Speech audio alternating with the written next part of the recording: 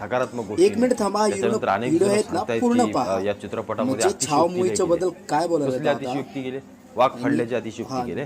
तुला माहिती आहे का बेटा, वाघ कोणी फाडला ट्रोल काय करायला केलं? लागले. त्यांनी उगाच संभाजी म्हटलं जात महाराजांचा नाही. हिस्ट्री याच्या बेसवर एक थोड्याच मूवी आलाय खालून हात, छावा म्हणून एक टाक, कौशलचा अवलाद नवीन. मराठ्यांची. आणि हे काही लोक असंच आपल्याला कोणी काय काही डोक्यात बोलतात सुचलं म्हणून लिहून नाही ठेवलं.